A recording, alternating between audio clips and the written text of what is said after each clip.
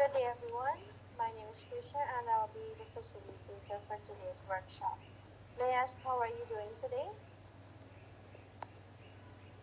Hello, Miss Tricia. Miss Brandt here. I am fine. Had a wonderful day.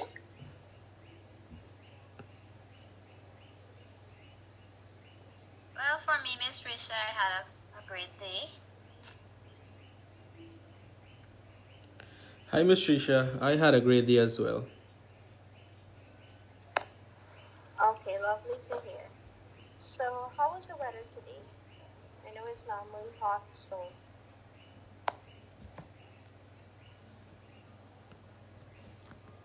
It continues to be very hot, but we've just got to make do with what is being offered to us.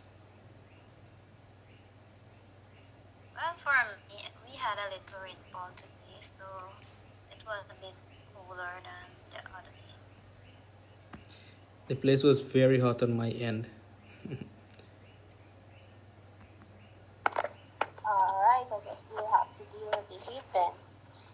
So, for today's workshop, we will be looking at humanizing learning experience. Anybody ever heard this term before? Anybody ever come across this term before?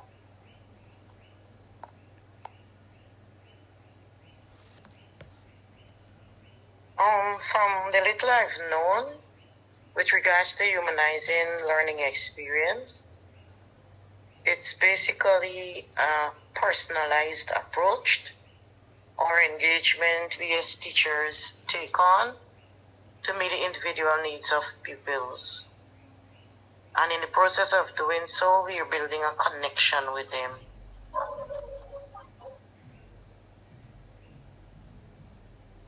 Alright, For me,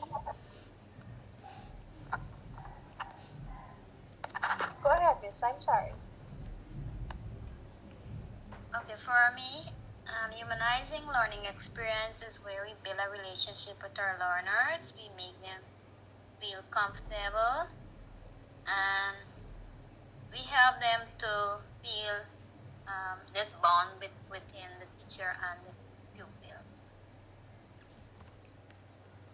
From my understanding, we know that humanizing learning is not really meant to be, predetermined, like with a set of rules or tasks or instruction to follow. From my perspective or understanding, it's like you're teaching them to benefit, to develop skills, their skills and ability that they could use in their classroom and even use in society.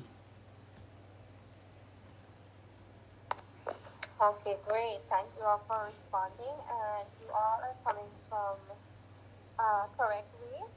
So, a humanized space is a space which is less of hidden and more of us are known.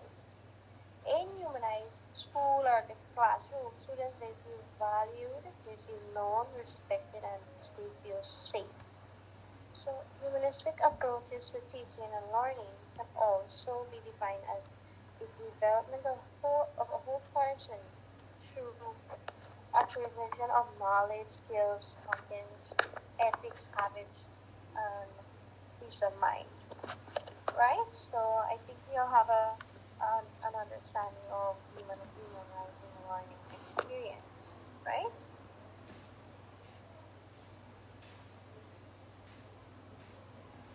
Yes, miss. Good. So, I have another question. And it says, how can we, humanize learning experiences in our classroom? What is your take on that?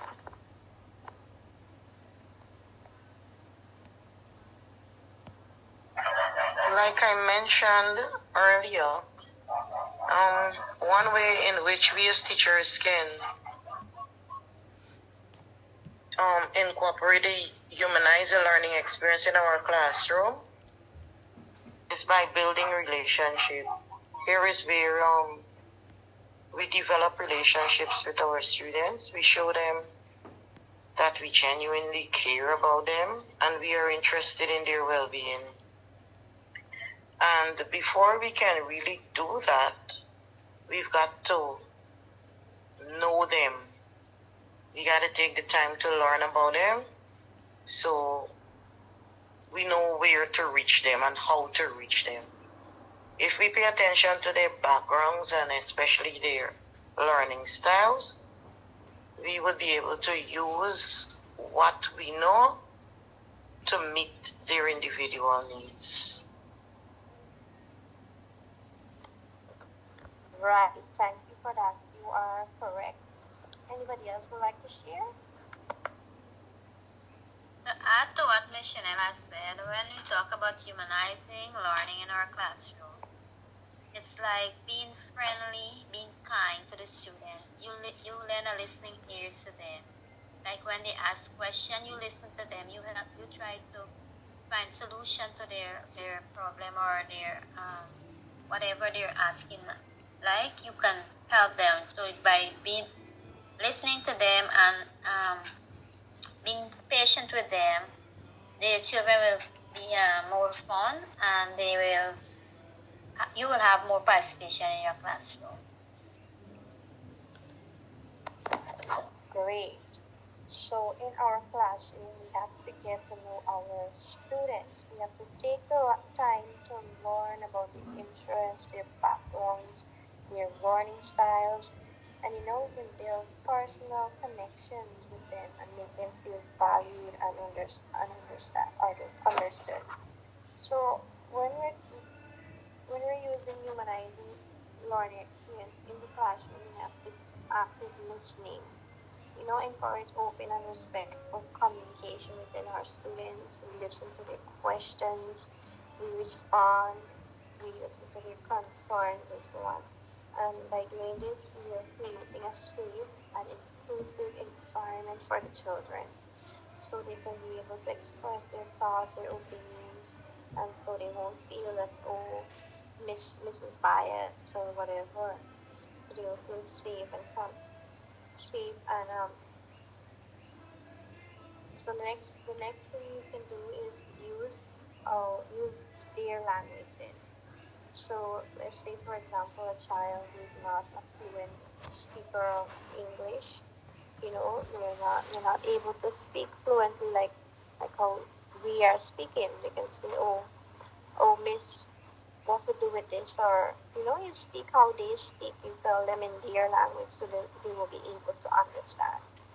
You think you understand where I'm coming from? Yes, Miss, and I would like to add to that what Yes, did Miss Esther and Miss Chanel and you just said. When we do those things, we build this connection like from a teacher to student relationship. We build on that relationship. As long you have that relationship, this is where learning will take place. Learning only take place when there is free mind, open communication, and a good relationship. And these children feel welcome in the classroom. And you, as a teacher, are excited to teach these children now because this is the relationship you have with your children.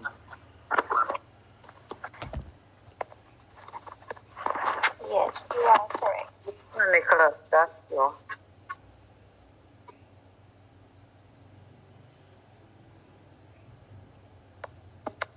Yes, correct, Nicholas. So we're going to move on to some other questions. So I'm gonna replay the question. You're gonna come in if you want to answer, if you have the answers to the question. So my first question is, what action do I take to get to know the community or context in which we are operating?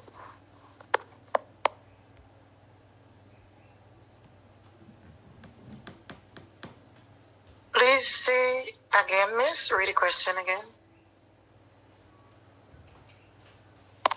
Okay, so it says, what action do I take to get to know the community or the context in which we are operating?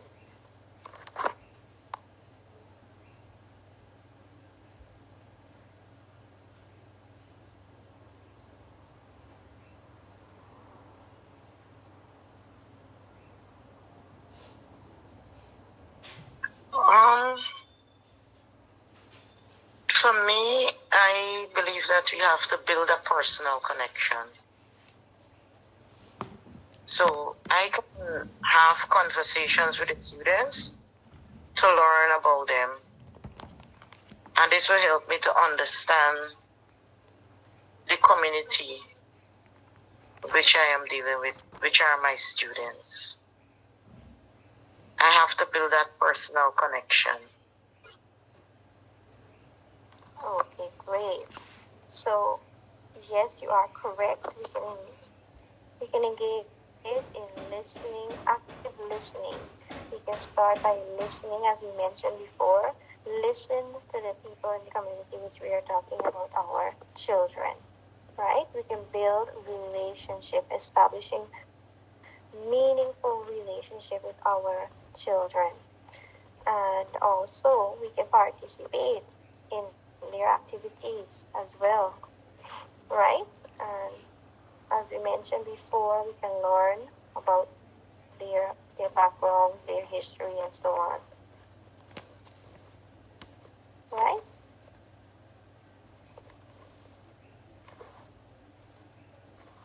So I'm going to throw the second question out, which is, what are the strengths of the community in which we are operating in? Meaning, what are the strengths, like in your classroom?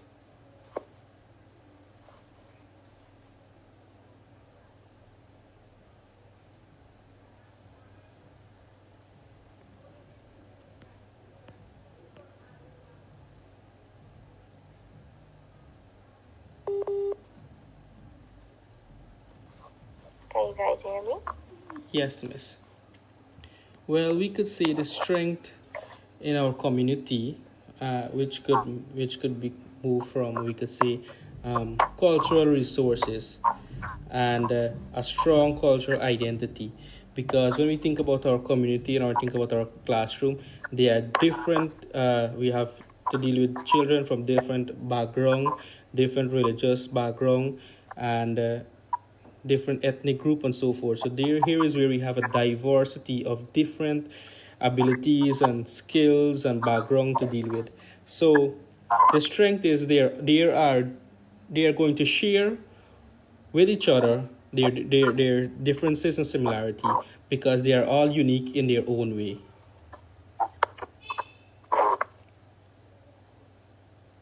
To add to what Right. Sir Nicholas said,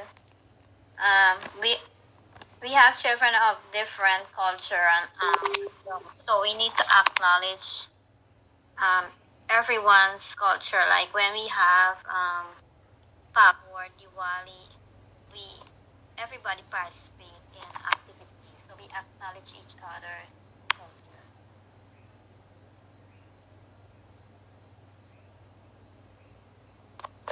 Right, correct. Great responses. So, as Sir Nicholas mentioned, we can talk about diversity. You know, diversity within the classroom can be a strength, as it brings the children together with different backgrounds, different experiences and perspectives, and so on. And also social cohesion, a strong sense of community and social. Yeah, and they feel valued. Once we do that, And also, they feel valued. sorry, go ahead, Miss. Yes, I was saying once we do that, they feel valued. If we are able to recognize diversity. Correct. Yes, correct. Good. So let's go to our next question.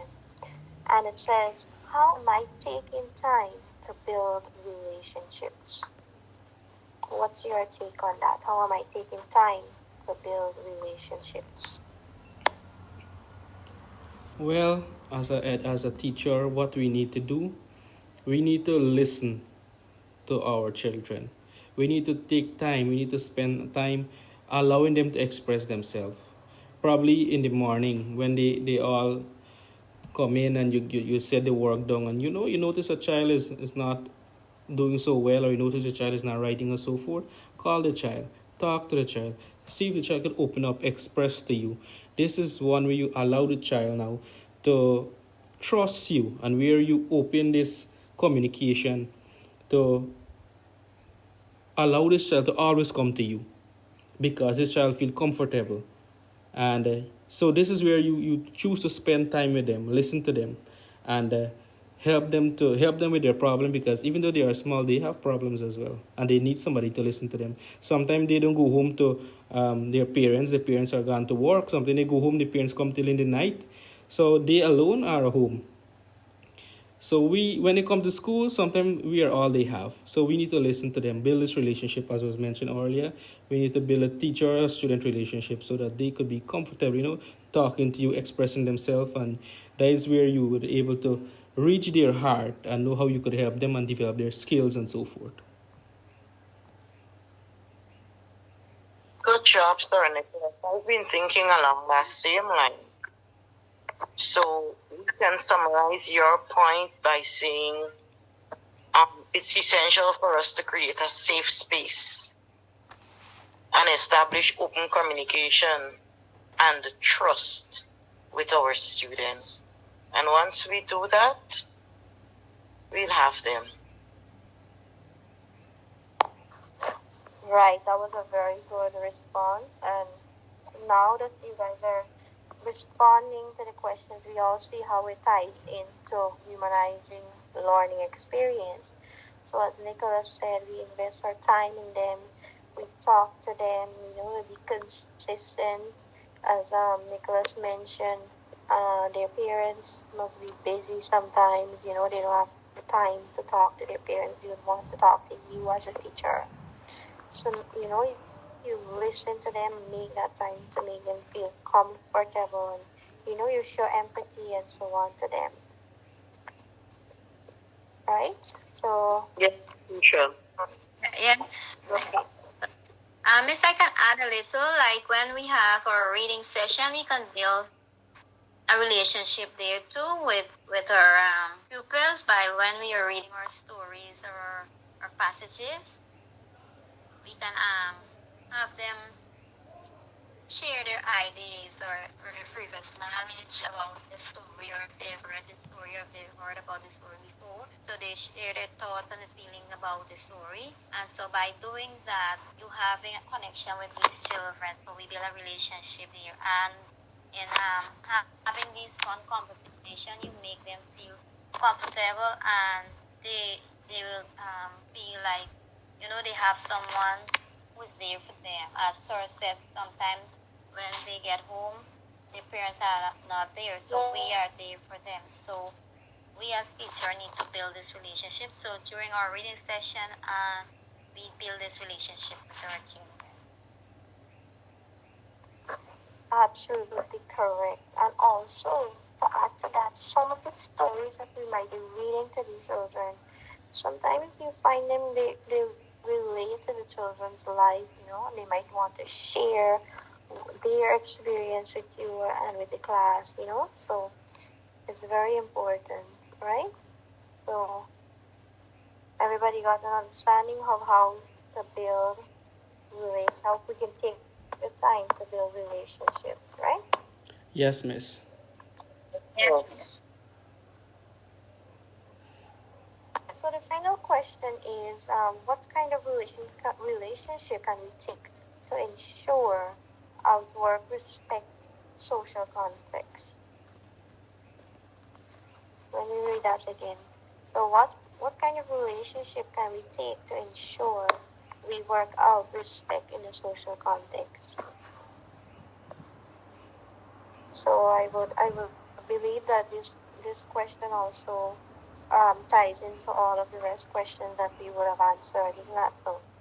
Because they're asking what kind of already. Right?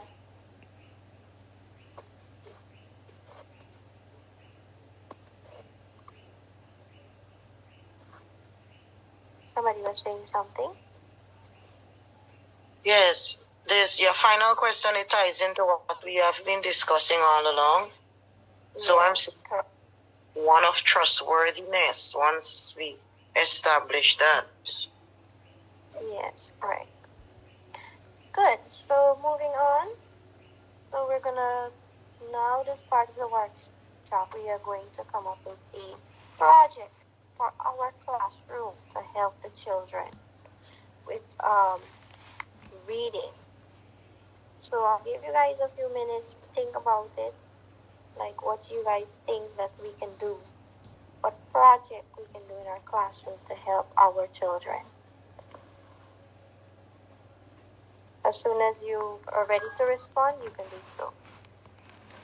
Well, as was stated in our description of problem, the project that we are embarking on is the reading buddies.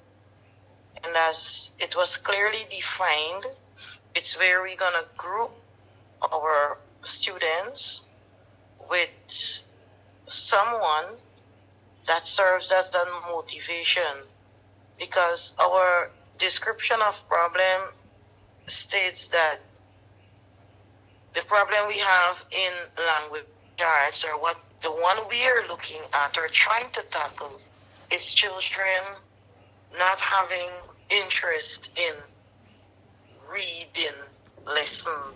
Those lessons that entails reading, we find that they lose interest.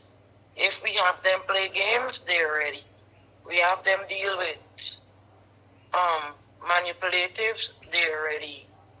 We have them engage in singing, they're ready. But when it comes to language arts and the lessons or activities are so designed or tailored that some amount of reading has to be done, we have seen where our children lose interest in that. So the project that we are working towards is having this reading buddies program. So I think I'm ready for that. And to add to Miss, yes, I think that is so true, because in my classroom currently, I am having that problem.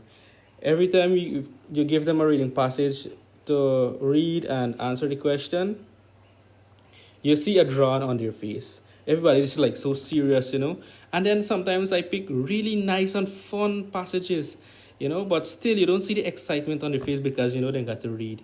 But with the reading buddies now, it will help them now to pick a partner, someone that could be with them. And you know what? My friend and I, we're going to read this thing. We're going to work on this question. We're going to read it together. Which word I don't know, this my friend will help me. So it builds a relationship with them, and it also build the excitement about reading and motivation. They are going to want to read now. I agree with Miss Chanel and Sir Nicholas, because when they have this reading buddies, they will find it excited to read, because they will want to know what the story is about. And the friend reading, and it will motivate them to read along with their friend. And so this will help them develop their reading and have a love for reading. So the reading buddy program, I think, is a very from my point. Great, wonderful responses. So you guys are absolutely correct. Reading buddies, it's absolutely an amazing project. As Sir Nicholas would have mentioned, that if their friend don't notice, if don't notice what they say, okay, my friend was not there, and the mistake is not doing anything, but they're reading about it, go to their parents, not even contact them. But, oh, I have a reading buddy at school, or he or she helps me out a lot, and so on. And this will also help them with so many things: reading comprehension, decoding words, decoding letters, letter sounds, and so on, right? So let's say me and my reading buddy, I might not know this word, but my friend knows this word. And then if I'm reading and I'm stuck at this word, my friend would help me. So I think it's an amazing project. So if we are to do you guys think that you would want to do this project in your classroom? Yes, I would want to do that project in my class. I would love to try it out, and see what result I'm going to have.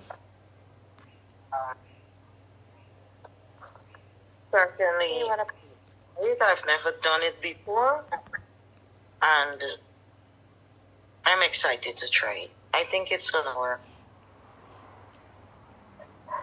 I would love to try this reading body program because I think it's gonna be a fun time for the children and they will want to read, and I think that will help us to improve in our reading problem.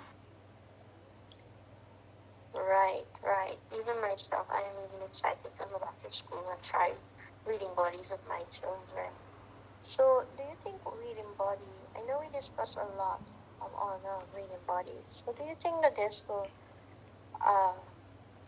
address our problem? Do you think so? Once we do it the way we set out to do it, I think there are a lot of positives attached to it. And we have got to ensure, as the classroom teachers, since we are the ones who would have identified the problem, we've got to ensure that we have the right strategies and implement it the correct way. And once we do that, I believe it will work. Yes, Miss, I agree with you. Correct. So, Yeah, and also what we can do too, we could allow them to choose their reading body, and also we can interchange them at any time, so they will get to meet new friends. Oh, wonderful. Yeah. I think that's who I agree with Miss Ansar because when you have the reading body program, that is where you're gonna get appropriate reading material to the level or ability of the children. You will have the age level, and so we also can schedule different time when they're gonna meet with the reading body to do their reading. So it's gonna be a fun activity for them, and they will love to read.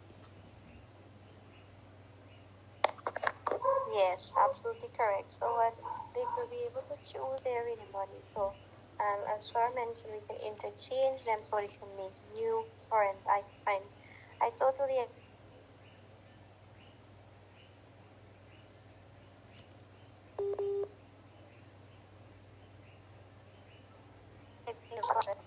in our classroom.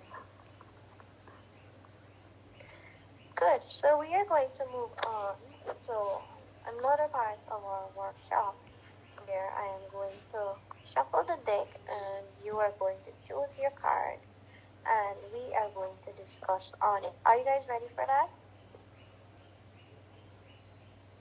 Yes, Yes, Miss. Yes, I'm excited. Good. So I'm gonna shuffle the deck and I'm gonna allow you to pick the card. I'm gonna take a minute to shuffle the card and I will let you know when I'm finished to pick your card, okay?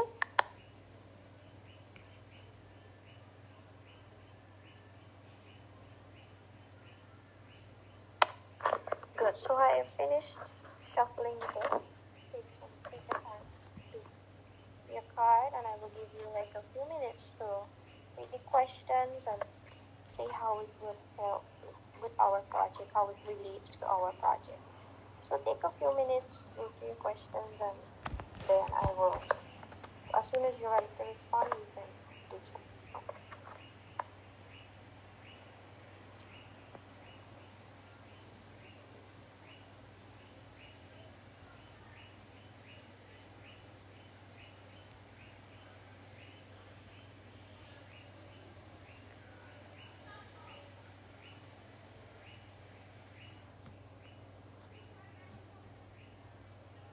Okay, this my card reads, how might I confirm that I am accurately addressing or understanding their needs? As it relates to our project, the Reading Buddies, I can have your feedback. Remember, they will be paired. So if I have feedback from them, I encourage the students to provide feedback. able to define your needs. Absolutely. So let's say I would have read this passage today, right? We can allow them. So, when we have our session, as Esther and Sarnik highlighted just before we went into this part or this aspect of the workshop, where we have our planned sessions, because it's not just pairing them and leaving them. We've got to ensure that the program is so structured that apart from when we have reading activities incorporated in the lessons, we have time set aside so we're able to gauge them. So if we say, for this 50 minutes, I'm asked this particular period or this particular reading, but not share and read with us, I'll be able to understand and to know if I am addressing their. Miss Trisha, can you mute your mic when someone is speaking? Thank you.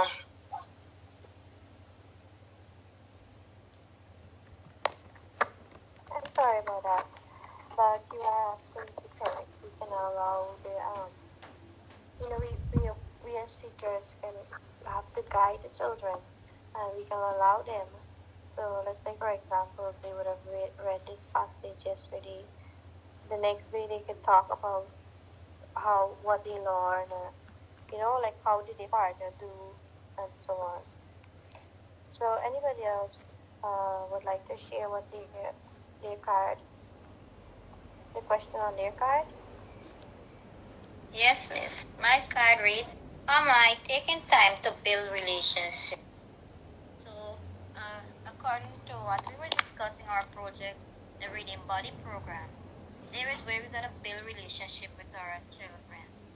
We as a teacher and even the peers, they will build relationship with each other, because during that program, remember, they will be with their age range, the same age. They will be of the same reading material. So they will read, they will share their thoughts, they will talk with each other, they will question each other about the story, telling each other, you know what, this story is about this, I learned this, and today, I know this new word from this story today because of my reading. He taught me this new word today from this story. So there is where we're gonna build our relationship during that our project. Absolutely correct. So how do I build a relationship? You take your time, you listen to them, you be consistent with them, you show them empathy, you listen to what they have to say. Sometimes they might interpret the story the story that they would have read, you might interpret it another way. So now you have to take the time to let them know how the story goes, or, and so on. Good.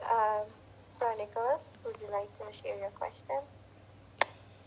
Yes, miss. Mike, I choose here, I got card number 22, and my question reads, how are we showing compassion for others' needs? Now, we should remember that the classroom would be a place where students not only gain knowledge, but also discover who they are and who we could say, want to be. And the only way students will come up to these realization is us allowing them to voice their thought and express their opinion. Now, let me take for example, in the classroom, we are teaching the topic leaders in our community, and allow them to express what they would like to be when they grow up and why they choose that.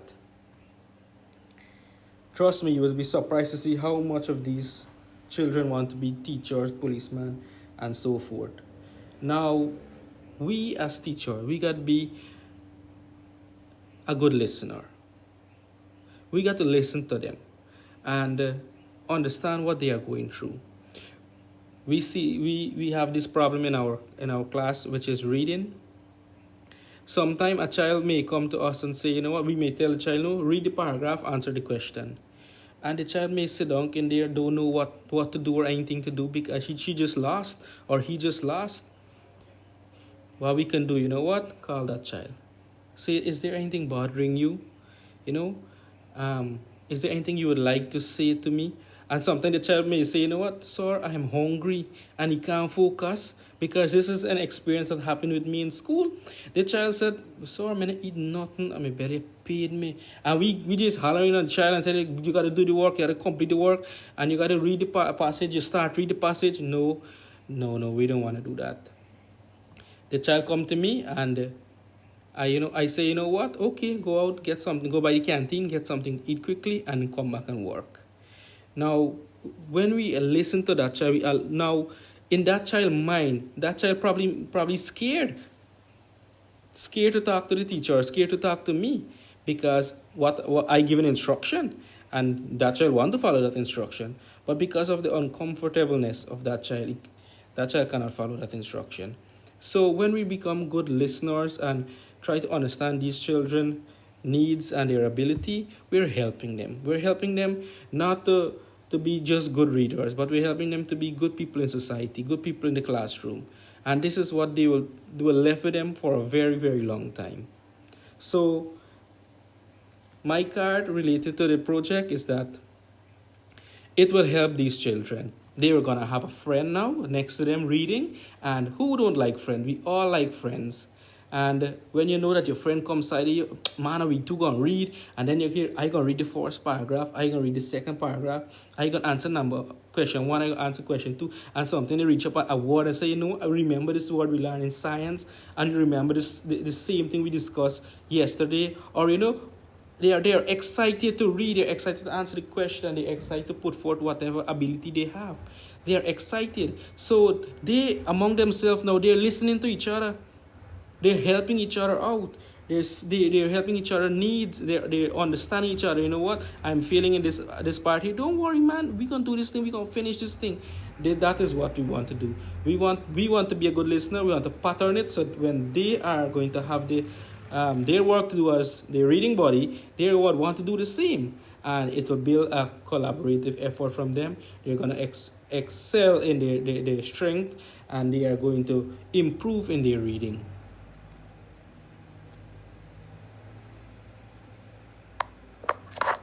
Wonderful response, Nicholas. That is absolutely true. So, as your card says, release to the project, as you were saying, we have to listen to these children. We have to pay attention when they talk to us, Show that you care, that you're concerned, and you're listening without judging them. You try to understand their perspective, their emotion. Sometimes, you have to put yourself in their shoes, as Nicholas mentioned, that the child was hungry, like you ask yourself, how do I feel in this situation? And, you talk to them and you allow them to, you empathize with them. For example, that child, sort of sent him or her to have something to eat so that they be able to focus. And you also need to be supportive in the classroom with the children. And also another important thing is to respect boundaries, right? It is important. While it is important to be supportive and empathize with them, it is their boundaries, right? Their privacies, and not share their personal things with everyone. So I like how our discussion, all of it ties into our main topic that we discussed at the beginning of the workshop, humanizing learning experience, right? So I like how our discussion ties in. So I will continue. So we value their feelings and offer encouragement. We provide words of encouragement and positivity to uplift their spirits. And we have to speak patient. All these things they help with the children in the class. So, being compassionate is genuine, caring, and understanding. It can strengthen our relationships with the children and contribute to a more compassionate world, as Sarah would have mentioned. Do you guys agree? Absolutely, Charles.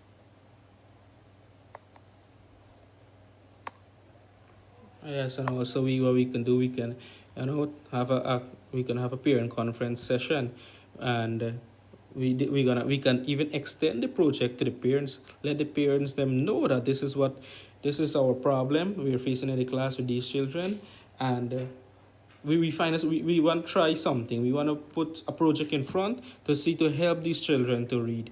So we telling the parents that this is what we're gonna do. So when the child go home, see if the child could at least spend a 15-20 minutes. Sit down with the child, see go through the book, whatever work done, let the child read it to you, and all these things could help the child build their confidence in reading too, and they could find reading very, very exciting. Yes, sir, Nicholas. I also think during open day, when we have the open day session, we can have the children read to the parent. And the children will be so excited to motivate them to read. So more they read, more they will know, and more the vocabulary will extend.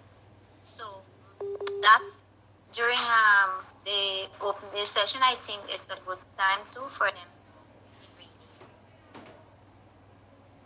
Yes, my sister, I love the idea of the open day. So, in working with our project, we can incorporate our parents. So rather than just telling them, because we know for sure when we group them and give them these reading buddies, they will go home and let the parents know. But it would be nice when we have those parent conferences and so on, and open days and parents are visiting, we can arrange for them to see how well or not the program is working.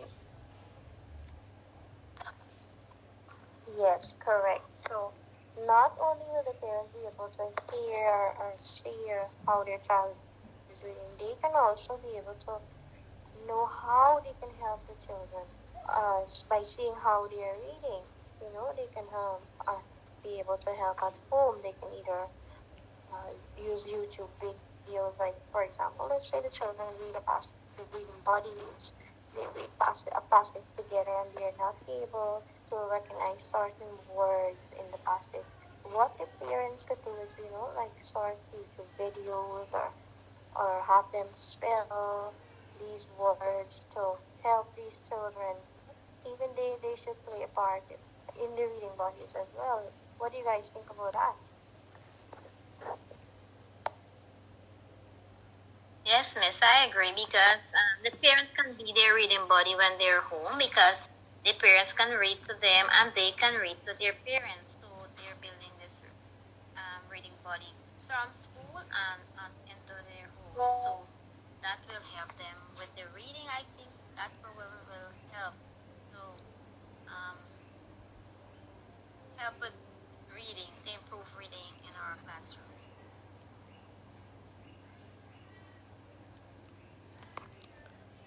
Yes, my sister, I agree. So, Miss Trisha, I have a question that could go out to all of us, as educators. This project we talking about reading buddies. It's very exciting. We are all excited to launch it, and so forth. But is there additional things we could add to make it more exciting? Instead of like, what are some things suggestions that you guys are thinking that we could make it a little more exciting? Like we could show videos. We have them sing song. What are you guys' input on that?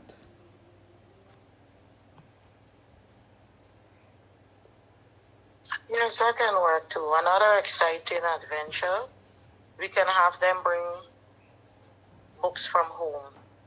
So there are some children, or I am thinking that most homes or the children should have a library, so to speak. And so even in sharing with their reading buddies, we don't have to find the books for them always. They can bring their books from home. So let us say I am with Sir Nicholas. I can bring a book that I would have read, share it, give it to Sir Nicholas so he knows about the book too or learns, and vice versa. We can exchange. Peers can even exchange books. So that's another exciting implementation. So they will not get bored. So there will always be reading materials available to them. Right, absolutely correct. So, not only excitement, but bringing the books from the home, the children will be familiar with the book. Because remember, for example, the parents would have read it to them, so they will be familiar with the words inside of the book, isn't it? So that's a good idea.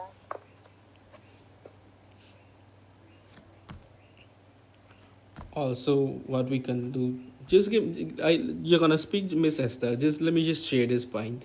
Also, when we're choosing the time for reading, we don't want to just sit in the classroom.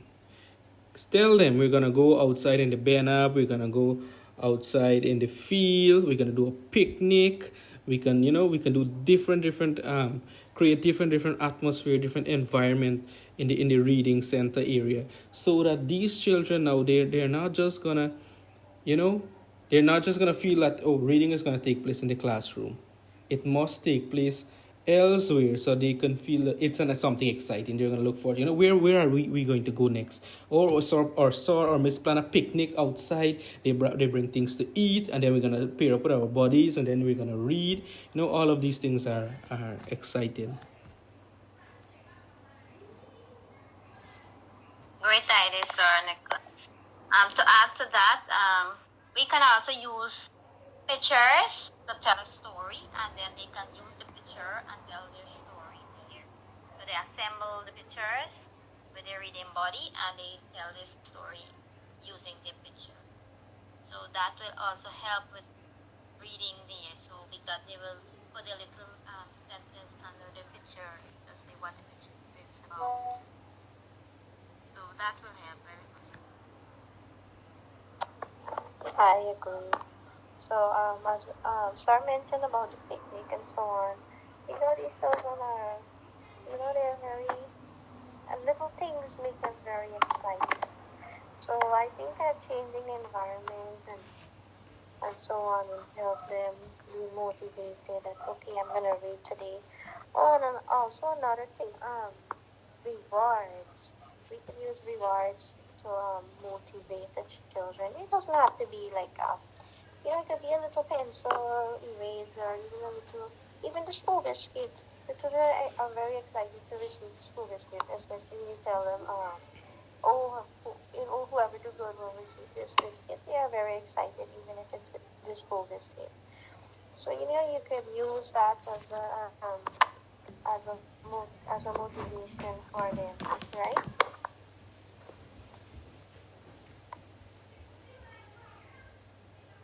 Absolutely, miss.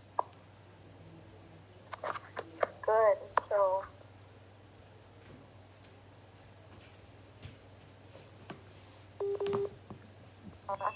informative, full of ideas, information, and I think I'm so excited to get back to my class to try reading bodies. So let me hear from you guys what some of the things you grasped from today's workshop. I love the beginning, the introduction with the humanizing learning experience. It brings out the civility aspect of us. Well, when I say us, I mean teachers, because there are some things, even though we know it, we don't practice it. And if we are to really practice it or put it into practice, teaching learning on the whole would be less stressful, because lately we've been complaining as educators how stressful teaching has become. But if we are to really put into practice, especially what we would have learned from this week's workshop, I believe that things are going to be much, much better, and our days are going to be very light, much lighter. And then especially with our upcoming project, I am ready. Thank you, Miss Chanel. Even me, I can't stop saying how excited I am to get back to try this. What about the others? Okay, for me, I like, as Ms. Chanel said, the humanizing aspect of our workshop, because remember, our children, they are the ones that we are meeting every day, we say. So we need to be polite, respectful. We have to be building this relationship with our learners. So to create a positive and a comfortable learning atmosphere. So with doing that and our project in mind, that will help to make reading more fun, and the classroom will be more of a child-friendly classroom. The children are going to be, very energetic and very enthusiastic of learning to read and participating in reading activities. They would not like, reading, I don't want to read today. No, they will be fun. They will willingly want to read because of this reading body activity. They're interested, and it motivates them in building this relationship with themselves and their peers. So it will motivate them to read. Yes, absolutely, absolutely. Well, I am excited as well to launch the new project. Why? Because when we think about it, it's not just about teaching the curriculum. It's about reaching these children, making a difference in each child's life. And reading is something that will stay with them forever. And that is what we want to do. And when we talk about the humanizing part as well, it shows how we play a large part in these children's life. So we want to make a difference. I want to make a difference in my class. I can't wait to launch a new bodies project and see how exciting these children find it. And I hope, and I'm definitely hoping that yes, I will see greater result from this project that I'm launching, because it's a one that will work. Yes, it will work. So I would like to say thank you all for joining. Thank you for all your responses, all the information, the ideas you would have shared. And I really hope our session was informative to you guys. And I hope we will work on our reading buddies in our class so that we can better able to provide for our learners in our classroom. Thank you all so much again. This is the end of our workshop. You're most welcome, Miss. And you have been a wonderful facilitator. Thank you. Miss, I've enjoyed the workshop. It was a very interactive session. And I have enjoyed it too, Miss. And you have been an excellent facilitator, Miss Tricia. And I have my other colleagues' input. I have enjoyed the input, and I have learned so much from Miss Esther and Miss Chanel. Likewise, sir. Thank you all so much. See you all next time. Okay, bye bye.